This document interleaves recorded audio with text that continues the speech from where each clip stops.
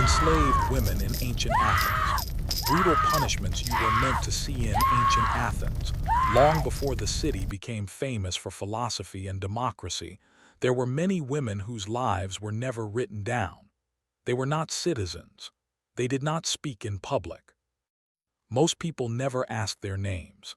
These women were enslaved, and to the society around them, they were seen as tools rather than human beings.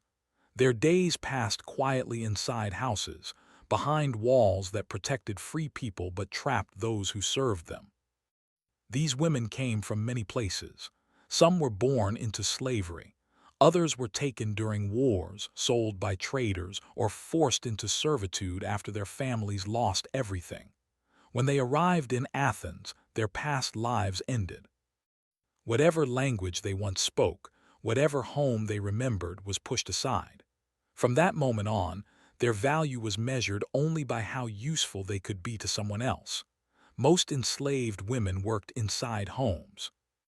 They cleaned floors, carried water, prepared food, and watched over children who would grow up free while they themselves never would.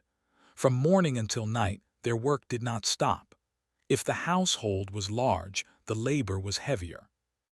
If the owner was harsh, even small mistakes could bring trouble.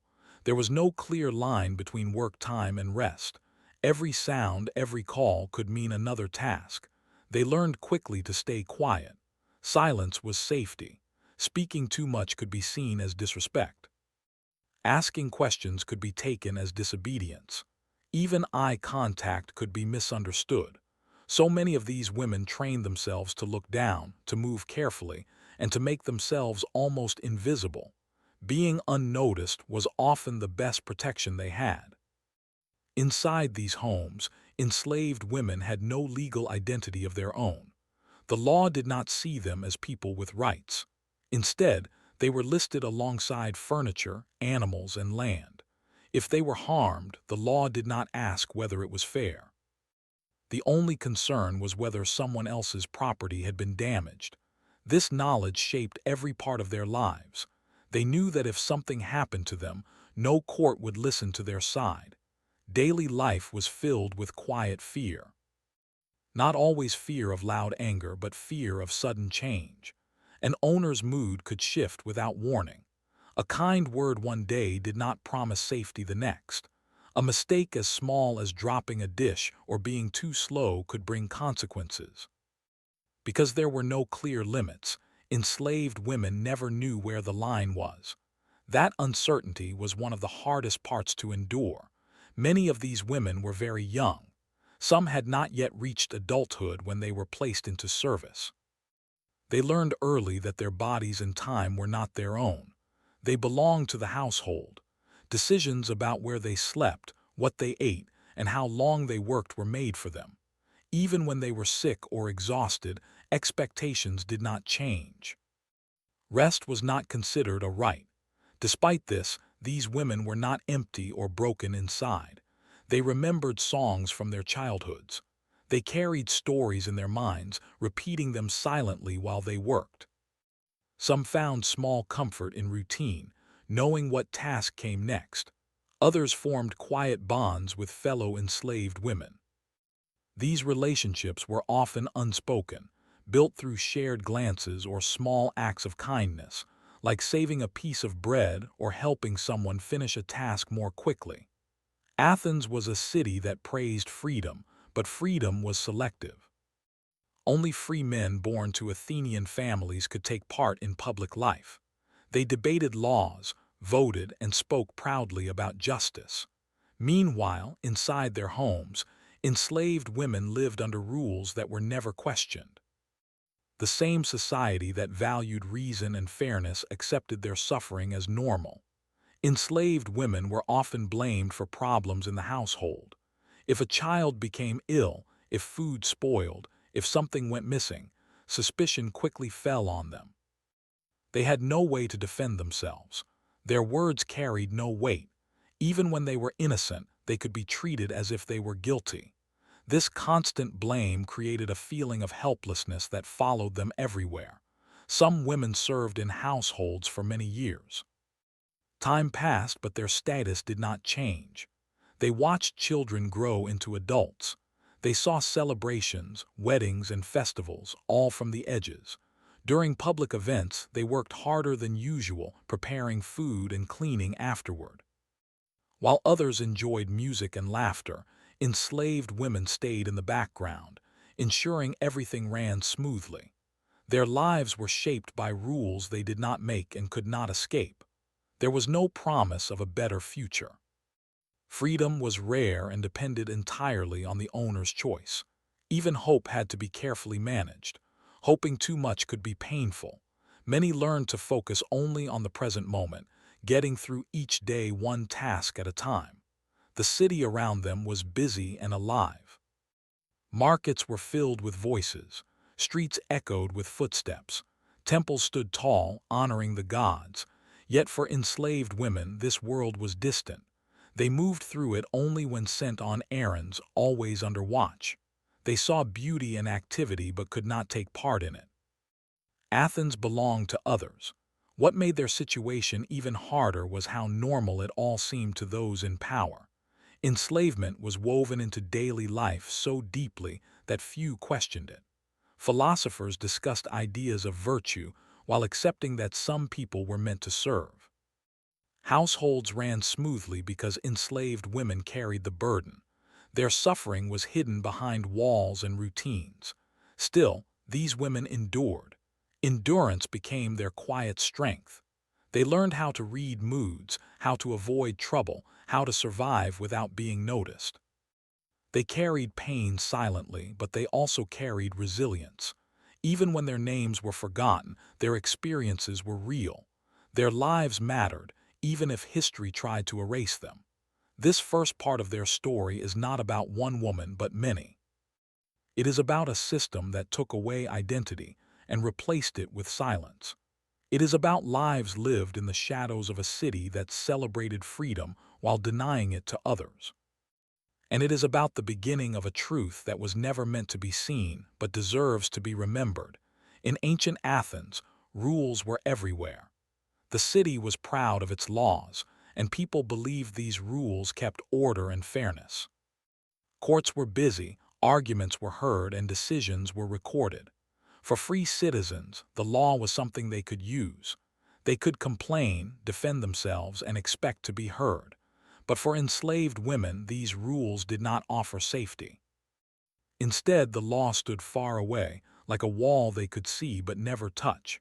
Enslaved women were not seen as full persons under the law. They were counted as possessions. This single idea shaped everything else. Because they were treated as property, their experiences were handled privately, inside households, not in public courts. If something went wrong, the law did not ask what they felt or what they suffered. It only asked whether an owner's control had been challenged or whether another person's property had been affected. This meant that the power over enslaved women rested almost entirely in the hands of their owners. There were no clear rules about how they should be treated. There were no written limits that protected them from harsh discipline. What happened inside a home was considered a personal matter. Neighbors might hear raised voices or notice changes, but they rarely interfered. The household was seen as a private space where the owner's authority was absolute. Because of this, enslaved women lived under rules that changed from house to house and from day to day. One owner might expect strict silence. Another might demand constant speed. Some cared only about results, while others focused on control. There was no shared standard. This lack of consistency created constant tension. Enslaved women had to learn quickly what was expected, and even then, expectations could shift without warning. The law allowed owners to discipline enslaved people as they saw fit, as long as it did not cause public disorder. This idea protected appearances, not people. As long as suffering stayed hidden, it was accepted. For enslaved women, this meant that pain often took place behind closed doors, where no one asked questions. The system depended on silence, and silence was enforced by fear. When conflicts happened, enslaved women had no voice. They could not testify in court on their own behalf. Their words were not trusted. Even if they told the truth, it did not matter. The law assumed they would say anything to protect themselves, so their experiences were dismissed. This made justice impossible. Without the ability to speak, there was no way to correct false accusations or unfair treatment. If an enslaved woman was blamed for a mistake, the decision was quick. There was no investigation, no chance to explain. The owner judged the situation alone. Sometimes the blame was not even about the mistake itself. Stress, financial trouble, or anger from outside the home could all be released onto someone who had no power to resist. The rules allowed this because they did not recognize enslaved women as individuals with rights. Even when other free people knew something was wrong, they often chose not to act. Interfering in another household's affairs was seen as rude or unnecessary. The belief that owners knew best was strong. This social rule worked alongside the legal system, strengthening it. Together, they created an environment where cruelty could exist without consequence. Enslaved women learned that fairness was not part of their world. They watched others use the law to settle disputes and protect their interests, while they themselves had no such protection. This created a deep sense of separation. The city talked about balance and order, but for them, life felt unstable and uncertain. Rules existed, but they were never meant to help. Some enslaved women tried to follow every instruction perfectly, hoping that obedience would bring safety. They moved carefully, repeated tasks until they were exact, and avoided attention. Others learned to read signs, like changes in tone or mood, to protect themselves. These skills were not taught, they were learned through experience. Survival depended on awareness and patience. The idea of punishment was closely tied to control. It was meant to remind enslaved women of their position. It did not aim to teach or improve.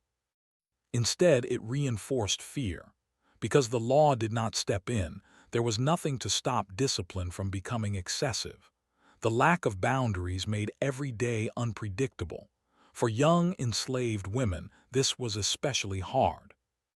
They were still learning about the world, yet they were forced to understand power very quickly. They learned that fairness did not apply to them. They learned that silence was safer than honesty. These lessons stayed with them, shaping how they thought and felt. The rules of the city also affected how enslaved women were viewed by others. Because the law treated them as less important, people felt justified in ignoring their suffering.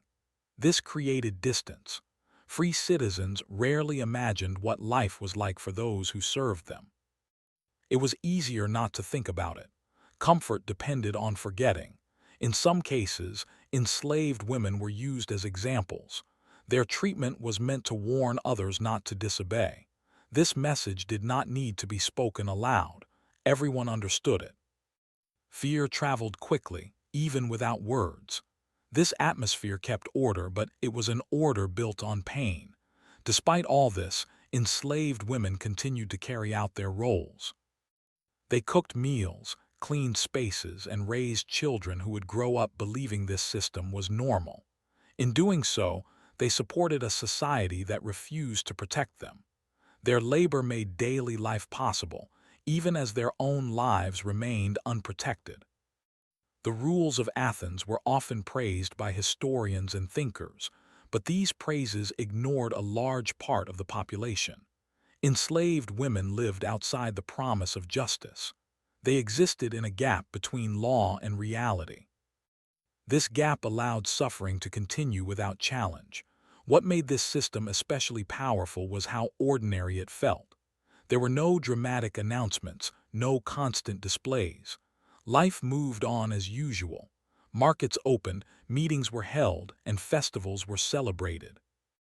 Meanwhile, behind closed doors, enslaved women faced a different reality, shaped by rules that claimed order but delivered none to them. This part of their story shows how systems can fail without breaking. The law did not collapse, it functioned as designed. but its design excluded those who needed protection most. By treating enslaved women as objects, it removed responsibility. Harm became invisible, and silence became routine. Understanding these rules helps explain why suffering lasted so long. It was not just about individual cruelty. It was about a structure that allowed it. A structure that looked fair from the outside but was empty on the inside for those it ignored. As time passed, these women continued to live under rules that protected everyone except them. Their strength was not recognized, but it was real. Each day they survived was an act of endurance in a system that offered no shelter. And this reality, hidden behind the pride of ancient Athens, shaped lives that history nearly forgot. In ancient Athens, control was not maintained through kindness. It was maintained through fear, routine, and reminders of power. For enslaved women, punishment was not always loud or public. Often it was quiet, hidden inside daily life.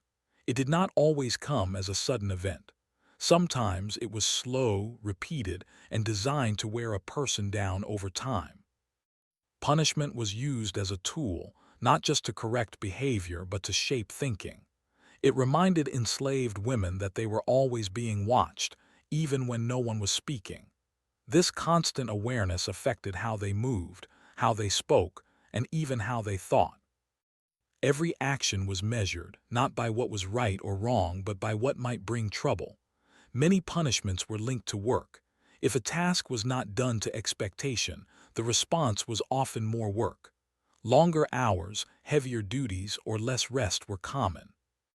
These changes were easy to justify because they did not look extreme from the outside. Yet over time, they drained energy and hope. Exhaustion became a form of control. Isolation was another powerful method. An enslaved woman might be separated from others, made to work alone, or kept from shared spaces. This cut off quiet support systems. Without friendly glances or small shared moments, loneliness grew. Isolation made people easier to manage. Without connection, it was harder to resist, even in the smallest ways.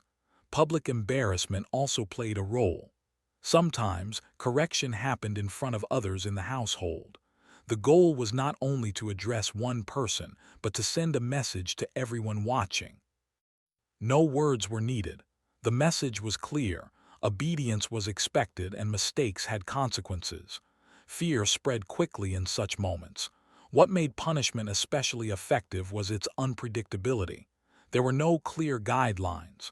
One day, a mistake might be ignored.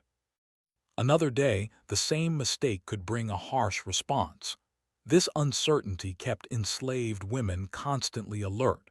They learned to expect nothing and prepare for everything. Living this way was mentally exhausting. Punishment did not always come immediately. Sometimes it was delayed, which made it even more stressful. Waiting, not knowing when a response would come, caused anxiety. Every sound, every call could signal trouble. This waiting became part of the punishment itself. For young enslaved women, these experiences shaped their understanding of the world. They learned early that power did not need to explain itself. They learned that fairness was not guaranteed. These lessons stayed with them, influencing how they reacted to others and how they saw themselves. Older enslaved women often tried to guide the younger ones quietly. They shared advice through looks or short whispers when possible. They warned them what to avoid and how to stay unnoticed. This sharing of knowledge was risky, but it was also an act of care. In a world where open support was dangerous, even small guidance mattered. Punishment was not always about mistakes. Sometimes it was used to prevent them. A strict response could follow behavior that was seen as too confident, too slow, or too independent. Any sign that an enslaved woman might be thinking for herself could be treated as a problem. Control was not just over actions, but over spirit. The lack of clear limits made everything harder. Enslaved women did not know how far punishment could go. Because there were no rules protecting them, The boundary depended on the owner's mood and values. This imbalance of power created constant fear. Fear became part of daily life, like work and sleep. Some women tried to become invisible. They moved softly, avoided attention, and kept their expressions neutral. They believed that being unnoticed was the safest position. Others took a different approach. They tried to be perfect, hoping excellence would bring safety. Both paths were attempts to survive, not choices freely made. Punishment also affected how enslaved women saw each other. Fear sometimes created distance. If one person was punished, others might look away, not because they did not care, but because showing concern could bring trouble. This forced silence hurt deeply. It made suffering feel even more lonely. Yet, even in this environment, small acts of resistance existed. Resistance did not always mean refusal. Sometimes it was holding onto a memory, silently repeating a song, or offering a kind gesture when no one was watching. These acts did not change the system, but they helped preserve inner strength. Control extended beyond the present moment. It shaped expectations about the future. Enslaved women learned not to plan too far ahead. Thinking about tomorrow was risky. Hope could be painful. Many focused on getting through the day, the hour, even the next task. This narrow focus was another result of constant control. What made this system powerful was how ordinary it seemed. Punishment blended into daily routines. There were no announcements, no records. It happened quietly, often explained as discipline or order. This made it easy for others to ignore. It did not disrupt the city's image of itself. Free citizens rarely questioned these practices. They believed control was necessary to keep households running smoothly. The comfort of their lives depended on unseen labor and unseen suffering. Because punishment stayed private, it did not challenge public ideas of fairness and balance. Over time, punishment shaped behavior so deeply that it no longer needed to happen often. Fear did the work on its own. Enslaved women corrected themselves before anyone else could. They stayed alert, careful, and restrained. This internal control was the system's greatest success, but this came at a cost. Living under constant pressure affected health and spirit. Tiredness, worry, and sadness were common. Without support or protection, these feelings had nowhere to go. They were carried quietly, day after day. Some enslaved women survived for many years under this system. Their endurance was not a sign that the system was gentle. It was a sign of their strength. They adapted because they had to.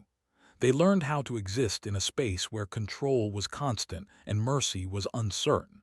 This part of the story is about how power maintains itself without always showing force. It is about how fear can become routine and how control can feel normal when there is no alternative. Punishment was not just an action. It was a message, repeated over time, shaping lives in ways that were never recorded. These women were not weak. They were placed in a system designed to limit them. Understanding this helps reveal the truth behind ancient Athens.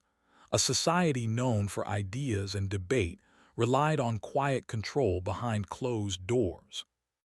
And the women who lived under that control carried its weight in silence, their strength unseen but undeniable. In ancient Athens, suffering did not happen in isolation. It happened in a world where many people could see signs of it but chose not to act. Enslaved women lived among free citizens every day. They walked through courtyards, fetched water, went to markets, and stood quietly during gatherings. Their presence was constant, yet their experiences were rarely acknowledged. This was not because people were unaware, but because awareness did not lead to responsibility. Neighbors often noticed changes. An enslaved woman who once moved quickly might become slower. Someone who spoke softly might become completely silent. Faces showed tiredness, worry, or sadness. These signs were visible, but they were easy to ignore. In a society where ownership was accepted, concern stopped at the edge of the household. What happened inside was considered private. Free citizens believed that order depended on control. They told themselves that discipline was necessary and that owners knew best how to manage their households. This belief made it easier to look away. Questioning another person's authority felt more uncomfortable than ignoring someone else's pain. Silence became a social rule, just as strong as any written law. Even thinkers and teachers who discussed ideas of fairness and virtue rarely spoke about the lives of enslaved women. Their lessons focused on freedom, reason, and balance, but only for a small group. The contradiction was clear, yet it was rarely addressed. It was easier to separate ideas from reality than to face the cost of comfort. Enslaved women understood this silence very well. They knew that help would not come from outside. They learned not to expect sympathy from those who benefited from their labor. This understanding shaped how they survived.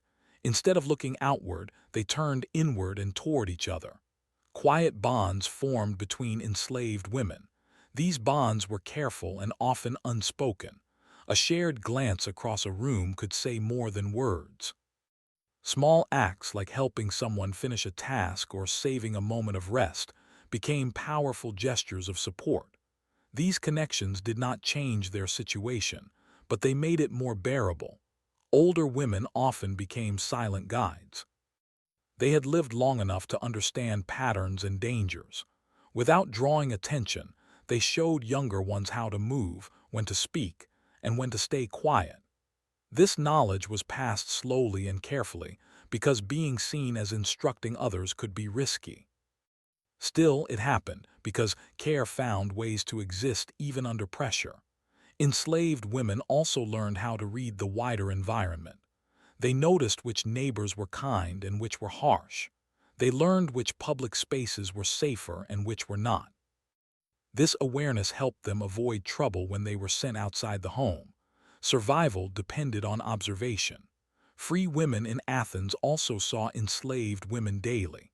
They worked alongside them in households, yet their lives were very different. Free women had limits placed on them too, but they were protected by family and status. Many accepted the system without question. Some felt uneasy but did not know how to respond. Speaking up could threaten their own security. Children grew up watching this dynamic. They saw enslaved women serve, obey, and remain silent. Over time, this became normal. What is learned early often feels natural later. In this way, silence was passed from one generation to the next. The system did not need force to continue, it needed acceptance. Public life in Athens continued with energy and pride. Meetings were held, festivals were celebrated, and stories were told about bravery and wisdom. These events created a shared identity for free citizens. At the same time, they created distance. The hardships of enslaved women did not fit into these stories, so they were left out. This absence mattered. When stories are not told, people are forgotten. Enslaved women were present everywhere, yet missing from records. Their labor supported daily life, but their experiences were not seen as important enough to remember. Silence followed them even after their lives ended. Despite this, enslaved women were not only passive witnesses to their own suffering. They found small ways to hold on to themselves. Some repeated memories of home. Others counted days or seasons to give time meaning. These inner practices helped them stay grounded when the outside world offered no support. There were moments, rare but meaningful, when kindness appeared. A gentle word, a fair task, or a brief pause could feel like relief. These moments stood out because they were not guaranteed. They reminded enslaved women that another way of living was possible, even if it was out of reach. Still, kindness did not change the structure. The larger system remained the same. Those who could speak chose not to. Those who could act chose comfort. This was not always due to cruelty. Often, it was due to habit and fear of disruption. Change requires effort, and effort was avoided. Enslaved women learned to live with this truth. They stopped looking for justice in a system that did not include them. Instead, they focused on endurance. Endurance did not mean acceptance. It meant survival. It meant waking up each day and continuing despite everything. Their strength was quiet. It did not appear in speeches or victories. It appeared in patience, in restraint, and in care for one another. This strength kept them alive in a world that did not protect them. It deserves recognition, even if it was never celebrated. This part of the story shows how harm can continue not only through action but through inaction. It shows how silence can be powerful. When many people choose not to see, suffering becomes easier to hide. Athens was not unique in this. Many societies have relied on the same pattern. By understanding this, we begin to see the full picture. The lives of enslaved women were shaped not only by those who controlled them, but also by those who stood nearby and said nothing. The system survived because it was supported by routine, comfort, and silence. Yet, even surrounded by indifference, these women remained human. They felt, remembered, and cared. Their lives were more than the roles assigned to them. Though history did not record their voices, their experiences were real. This is not just a story about the past. It is a reminder of what happens when people accept injustice as normal. When suffering is hidden and ignored, it becomes part of daily life. The enslaved women of ancient Athens lived in this space, seen but unheard, present but unacknowledged. Their story asks us to look again at what we consider ordinary. It asks us to question silence and to recognize those who were forced to live within it. And it prepares us to understand the lasting impact of lives lived in the shadows, waiting to be remembered. As time moved forward, the lives of enslaved women in ancient Athens slowly faded from public memory. Cities changed, buildings fell, and new stories were told. Philosophers were remembered, leaders were named, battles were recorded. But the women who cleaned homes, carried water, raised children, and held families together were left behind in silence. Their stories did not fit the image Athens wanted to preserve, so they were not passed down. History was written by those who had the power to write. Because enslaved women had no voice in public life, their experiences were rarely recorded in words. What remains are small hints, short mentions, indirect references, and everyday details that reveal how much of life depended on them. From these fragments, we can begin to understand what was missing. The absence of their stories does not mean their lives lacked meaning. On the contrary, their lives shaped the world around them in quiet ways. Homes functioned because of their work. Children grew up under their care. Daily routines depended on their effort. Without them, the famous city of Athens could not have existed as it did. Yet recognition never followed responsibility. As generations passed, the idea of freedom expanded slowly. New societies began to question old systems. People started to talk more openly about fairness and dignity, but progress was uneven. Even when the word freedom was used, it often did not include everyone. The experiences of enslaved women remained distant, treated as something unfortunate but unavoidable in the past. Looking back today, we see ancient Athens with clearer eyes. We admire its ideas, but we also recognize its limits. Democracy, as it existed then, was incomplete. It served some while excluding many. Enslaved women stood at the far edge of that exclusion. Understanding their lives helps us understand the full truth of the society. Their suffering was not caused by one person or one moment. It was built into a system that rewarded silence and routine. Because the system worked smoothly for those in power, it was rarely challenged. This teaches an important lesson.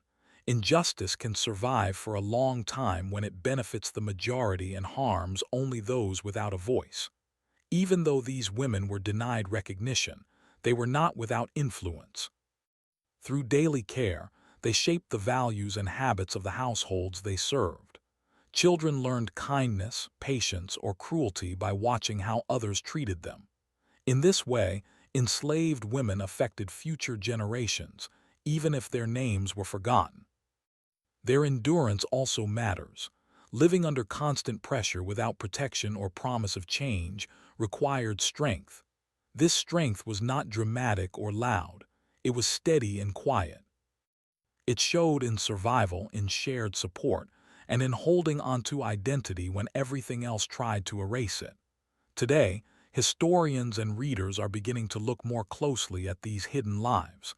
They ask new questions. They search for missing voices. They try to understand the past not only through great achievements but through ordinary suffering. This shift matters because it brings balance to history. When we remember enslaved women, we are not only honoring them, we are also challenging the idea that some lives matter less than others. We are saying that history should include everyone, not just the powerful. This changes how we understand the past and how we think about the present. The story of these women also helps us reflect on our own world. Silence still exists. There are still people whose work supports daily life while their struggles go unnoticed. There are still systems that appear fair on the surface but leave many unprotected. The past becomes a mirror, showing patterns that repeat. By learning about enslaved women in ancient Athens, we learn to notice what is often ignored. We learn to question comfort built on inequality. We learn that progress requires attention, effort, and empathy. These lessons are not limited to history books. They apply to everyday choices. Remembering these women does not mean judging the past by modern standards alone. It means understanding it fully. It means accepting that great ideas can exist alongside great harm. It means recognizing that admiration and criticism can exist together. Their lives remind us that dignity does not come from status. It comes from being human. Even when denied rights, enslaved women felt joy, sadness, hope, and fear. These emotions connect them to us across time. They make their stories relevant, not distant. The fact that their stories were hidden does not make them less important. It makes them more urgent to uncover. Every recovered detail helps restore balance to history. Every effort to remember is a step toward honesty. As we reach the end of this story, there is no single moment of resolution. There was no sudden change that freed all enslaved women or gave them justice. Their lives continued quietly, shaped by forces beyond their control. But telling their story now gives meaning to what was once ignored. Their legacy is not written in monuments or laws. It is written in endurance, in unseen labor, and in the truth that no society can call itself just while denying humanity to some. By acknowledging this, we honor them in a way history once refused to do. This final part is about recognition. It is about seeing what was hidden and listening where there was silence. It is about understanding that the past is not only made of glory, but also of pain that deserves remembrance. The enslaved women of ancient Athens may never be known by name, but their lives mattered. Their experiences shaped history, even if history tried to move past them. By remembering them now, we ensure that their suffering is no longer invisible, and that their strength is finally seen.